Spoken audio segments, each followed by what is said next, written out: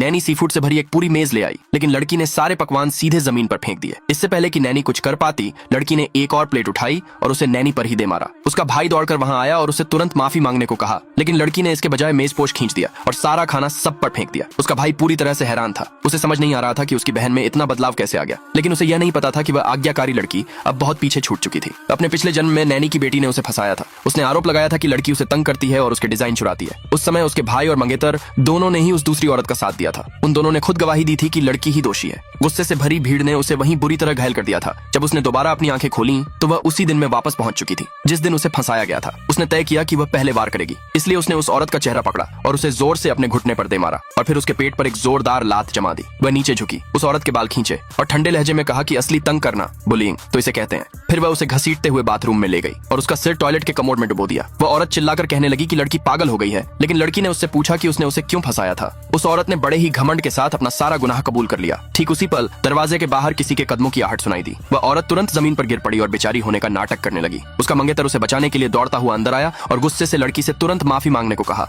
लड़की ने जवाब दिया कि उस औरत ने उसे बेवकूफ कहा था और शायद वह गलत नहीं थी। लड़की को अभी भी उस औरत पर कीचड़ उछालते देख उसके मंगेतर ने उसे सबक सिखाने के लिए अपना हाथ उठाया, लेकिन लड़की ने पलटकर उसे ही एक जोरदार थप्पड़ जड़ दिया। फिर लड़की ने वहीं सबके सामने ऐलान कर दिया कि यह सगाई अब टूट चुकी है। वह औरत अभी भी कमजोर होने का नाटक करती रही और मंगेतर का बचाव करने की कोशिश करती रही। लड़की ने सीधे उस औरत के चेहरे पर एक जोरदार थप्पड़ रसीद कर दिया। ठीक उसी समय उसके पिता का फोन आया। उन्होंने बताया कि उसके डिजाइन ने पूरे देश में पहला स्थान हासिल किया है और पूछा कि वह इसके बदले में क्या इनाम चाहती है। लड़की ने मांग की कि उस माँ बेटी को तुरंत नौकरी से निकाल दिया जाए, लेकिन उसके पिता ने कहा कि उनके पास इस बात का कोई पक्का सबूत नहीं है। उन्होंने सिर्फ इतना माना कि वे एक जश्न की दावत सेलिब्रेशन बैंक्वेट का आयोजन करेंगे ताकि सारी बातें साफ हो सकें। यह देखकर लड़की ने तय किया कि वह अब खुद ही इस मामले को अपने हाथों में लेगी और उसने सारे सबूत उन सबके सामने रख दिए। जल्द ही उस जश्न की दावत का दिन आ गया। उस महिला का मंगेतर और भाई उसे कार्यक्रम में ले आए। उन्होंने लड़की पर प्रतियोगिता के लिए नकल करने का आरोप लगाया और ऑनलाइन वायरल हुई खबरें दिखाई। भीड़ में कानाफूसी होने लगी। उसके पिता ने कहानी को दबाने की जल्दी की। उसके भाई ने उसे विजेताओं की सूची बदलने की धमकी दी। मेहमानों ने भी मांग की कि वह सम्मान लौटा दे। वह महिला शेखी बघाड़ने के लिए आगे बढ़ी और नाटक किया कि उसे धक्का देकर गिरा दिया गया है। वह लड़की सीधे मंच पर गई और एक वीडियो चलाया। ठीक उसी समय उसके माता पिता वहां पहुंचे